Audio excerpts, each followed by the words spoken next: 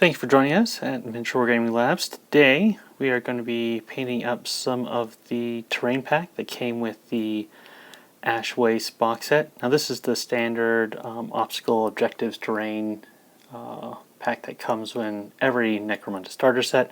We wanted to do the barricades here, and so I wanted barricades that showed that they were in the dusty Ash Waste, gotten some radiation corrosion and some bullet damage, and that's what we're going to paint here. And we want to do it in a way that uses few colors, and you can get done with all the barricades in less than a day. So to do that, I primed him Krylon Gray. So this is their gap filler gray, cheap, widely available, and durable on terrain pieces. Then I used Citadel's Typhus Corrosion, Bugman's Glow, Jokero Orange, Lead Belcher. And I also used Vallejo German Camouflage Beige World War II to create the dusty effect, and that's how I tie all my Ash Waste guys together. So let's go ahead and get started on this guy. So for this barricade, you can see that we've primed it Krylon Gray Gap Filler. It's a good, cheap, but tough primer, and I'm not worried about losing a lot of detail spraying it because it's just a piece of terrain. But we're going to start off with some Typhus Corrosion, one of the technical paints, and this stuff is horrible for your brushes. So I have a brush I've already messed up, and we're just going to coat it on liberally.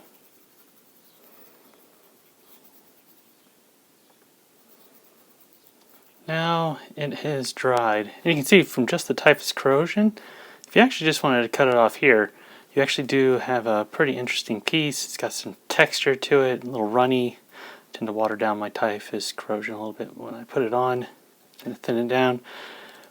Pretty good piece there, just with one coat of that. But I want to add a little extra detail to show it was painted and has some corrosion, some radiation corrosion going up, which is different from what you see from ion corrosion. Alright, so I'm going to use some Bugman's Glow. Shake that up. Then I'm going to take my medium dry brush here. Put a little paint on here. Got a piece of paper.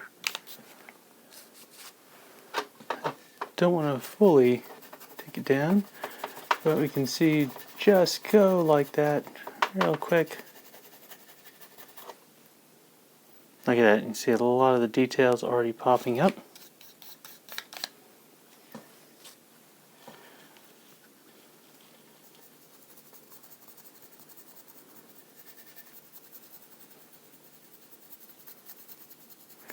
And this is one of those flavor to taste. You can have all your pieces of terrain, different levels of Bugman's Glow on them. But you can see what the Typhus Corrosion does here is it creates a granular surface for the dry brush to catch to and give that corrosion effect, as if the paint is being bubbled off.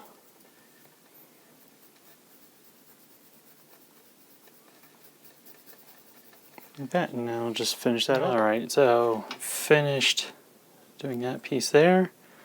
So that came together quickly. Like I said, I do these all at the same time and ensure that we can get these all done in the same day. But you can see some of the other pieces I did a little bit more heavily there. Other ones I did to a lighter coat, like this one. But that just gives you a lot of variety on your playing field. So one thing we'll do is we want a little rust effect. So we're going to use some Jokero Orange. And this bottle's about to die. So that's why I'm using it for these purposes here. Alright, and I want a small dry brush.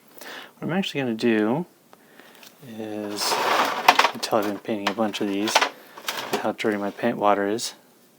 Alright, so let's get this so that, okay, this is going to be, this is the top, this is the bottom. What I'm going to do is take the brush, just dip the tip.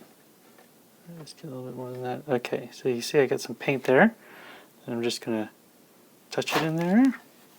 And then I'm going to find parts where rust would gather.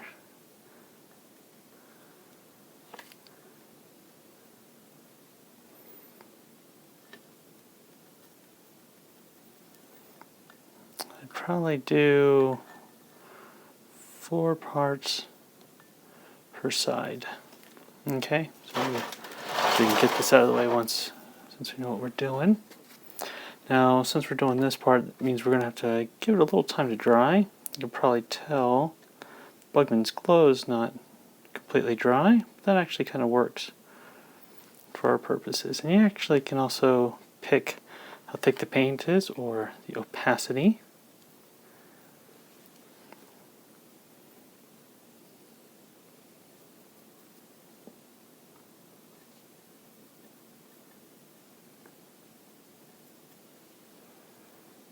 There we go. So you got a little rust effect there. So we're going to let that dry for a while. I got a fan above me, and I'm going to finish the rest of these pieces off, since I'm doing them all at once. Now we've seen that our rust color is finished up there, but you'll notice that this is supposed to be in the ash waste, so a desert environment. So the way we're going to do that is we're going to use some Vallejo German Camouflage Beige. I use this on all my ash waste guys to kind of tie them together. And I'm going to take my dry brush, dip a little in here, and wipe off. And so I'm going to set them down, and we're going to do some brush strokes. But we're only going to go halfway up the model. And most of the brush strokes will be at the bottom, and we only want to catch the edges.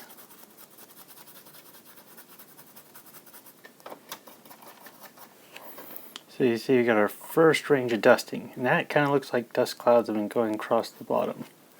Now we're going to dip it again, and we're going to do another layer on just the bottom. So this model is helpful because you can see if you use the width of the dry brush, you get 1, 2, 3, 4. So you said one coat this way, and then a second coat here. You see what that does. That dusts it up on the bottom, and we'll just carry that around to the back.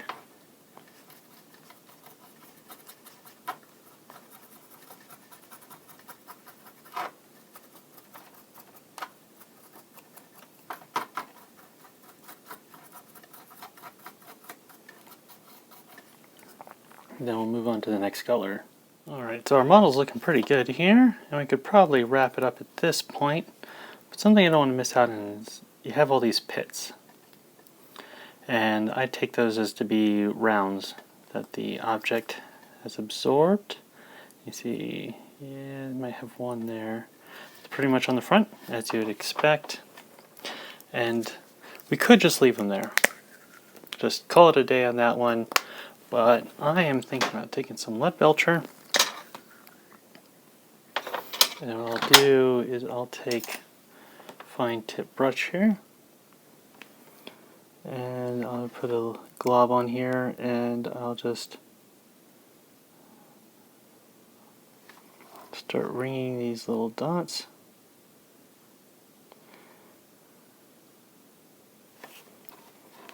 Now we could have put on some of the lead belcher earlier, like if you want to show that this piece has been through multiple battles, then we could have like put this on, then dusted it, and then put fresh ones on.